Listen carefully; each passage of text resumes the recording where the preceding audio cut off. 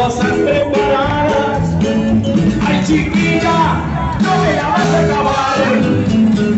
Si tú supieras lo que estoy pensando, pensaría que yo soy un animal.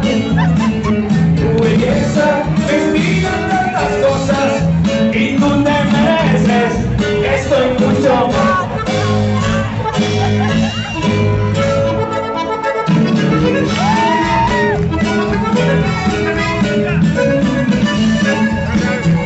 Prepárate, mi amor, Dani. Será la mejor noche de tu vida.